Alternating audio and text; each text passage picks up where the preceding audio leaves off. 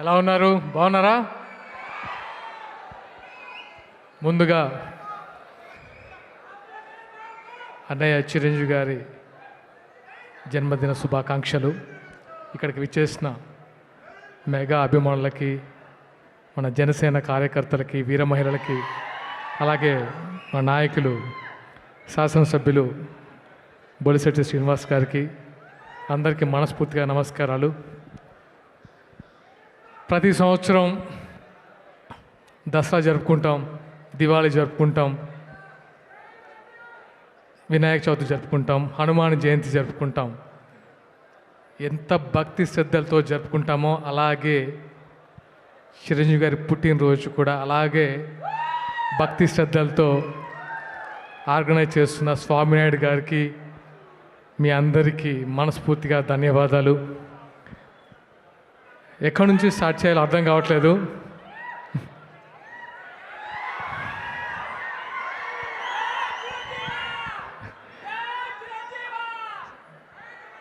ఎక్కడి నుంచి స్టార్ట్ చేయాలో అర్థం కావట్లేదు. అంటే చిరంజీవి గారి గురించి మాట్లాడడం అనేది అదృష్టంగా భావిస్తున్నాను. ఎందుకంటే ఆయన పుట్టినరోజు సందర్భంగా ఒక 1 month నుంచే అభిమానులందరూ రక్తదాన శిబిరాలు, అందరికీ ఫండ్స్ డొనేట్ చేయడం కానీ, అన్నదాన కార్యక్రమాలు కానీ చేయడం అనేది అసలు ఎప్పటి నుంచో ఆనవాయితీగా వస్తుంది.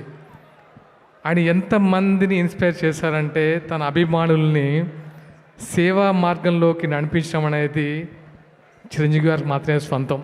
ఎందుకంటే ఈ మధ్య నేను చూశాను, సూర్య గారు, నాట్ ఓన్లీ అభిమానులు, తమిళ్ హీరో సూర్య గారు చిరంజీవి గారి స్ఫూర్తితో చాలామందిని చదివిపించి డాక్టర్లుగా తీర్చిదిద్దారు. ఆయన ఇంటర్వ్యూలో ప్రత్యేకంగా ఆయన స్ఫూర్తి ఎవరంటే మన మెగాస్టార్ చిరంజీవి గారి గురించి చెప్పారు. సో అంటే ఆయన గురించి ఒక మాటలో చెప్పాలంటే ఆయన ఒక ఆకాశం. ఆయన నిచ్చెనేసుకొని ఆయన ఇంకా సాధించడానికి కానీ, ఆయన అధిరోహించడానికి కానీ ఇంకా ఏం శిఖరాలు లేవు. ఆయన ఆల్రెడీ ఆ పొజిషన్లో ఉన్నారు. రాజకీయాలకు అతీతంగా, అంటే సినిమా రంగంలో అతీతంగా ఆయన ఒక ఆ స్టేజ్లో ఉన్నారు. కాబట్టి ఆయన కొత్తగా ఎన్ని సినిమాలు తీసినా అది కేవలం మన అభిమానుల కోసం మాత్రమే అది తీస్తున్నారు. ఎందుకంటే హిట్ ఫ్లాప్లు సంబంధం లేదు. ఆయన సినిమాలు ఆయన ఎన్ని డెకేడ్స్గా చూసాం. ఇప్పుడు చూస్తుంటే నాకు ఆల్మోస్ట్ 90s 2000 ఇప్పటి వరకు ఆ 30 సంవత్సరాల జర్నీ కళ్ళ ముందు కనిపించింది. ఆ డాన్సెస్, ఒక ట్రాన్స్లోకి వెళ్ళాము. ఆయన గురించి ఎంత చెప్పినా తక్కువే. సీఎం పక్కన కూర్చున్నా, పిఎం పక్కన కూర్చున్నా ఆయన ఉంటే ఆ నిండుతనమే వేరేలా ఉంటుంది. అంతకు మించి ఇంకా నేను చెప్పలేను. ఎందుకంటే ఏదైనా సభ జరుగుతుంటే అది సీఎం గారి ప్రోగ్రాం అయినా, పిఎం గారి ప్రోగ్రాం అయినా సరే ఆయన కూర్చుంటే అది ఆహ్లాదకరంగా ఉంటుంది, ఒక నిండుతనంగా ఉంటుంది, ముఖ్యంగా ఒక పాజిటివ్ ఎనర్జీ ఉంటుంది. దట్ ఈస్ మన అన్నయ్య చిరంజీవి గారు. అండ్ ఎస్, ఇప్పుడే వచ్చేటప్పుడు మన జనసేన అధినేత పవన్ కళ్యాణ్ గారు చిరంజీవి గారికి బర్త్డే విషెస్ తెలియజేస్తూ ఒక లేఖ రాశారు.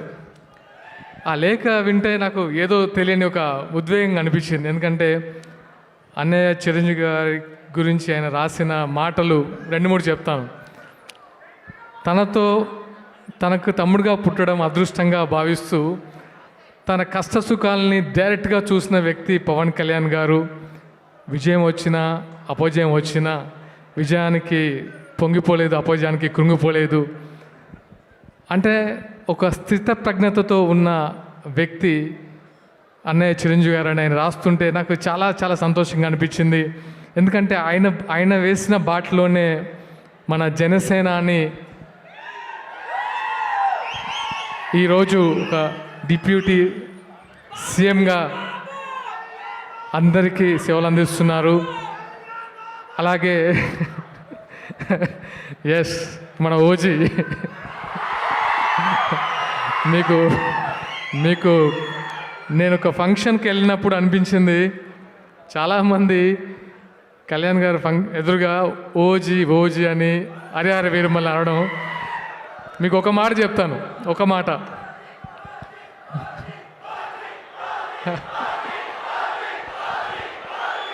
జస్ట్ ఒక మాట.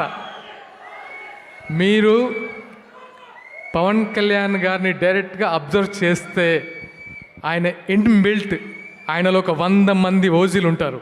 దట్ ఈస్ పవన్ కళ్యాణ్ గారు. ఎందుకంటే చాలా దగ్గర నుంచి చూసిన వ్యక్తిగా నాకు అనిపించింది, రీల్లో కంటే రియల్గా ఆయనలో ఒక 100 మంది ఓజీలు 1000 మంది హరిహర వీరమల్లు ఉంటారు. That is power star Pawan Kalyan గారు.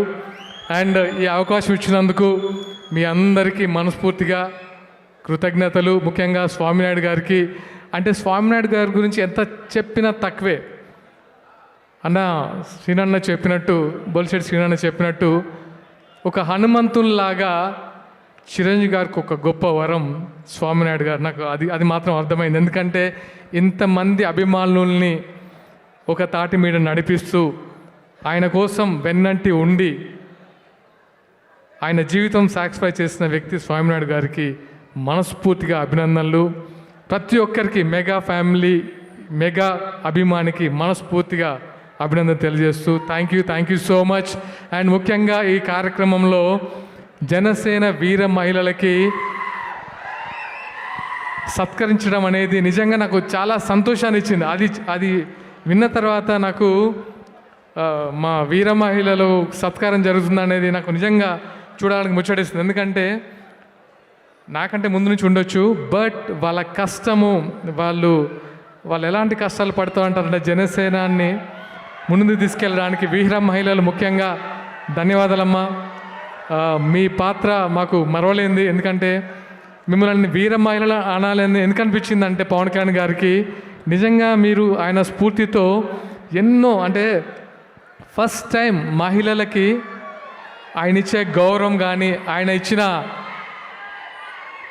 ఇచ్చిన ఇంపార్టెన్స్ కానీ ఈ పాలిటిక్స్లో ఎవరు ఇవ్వలేదు. And thank you. ఆయన తరపున కూడా మీకు అభినందన తెలియజేస్తున్నాను. Thank you so much. Thank you.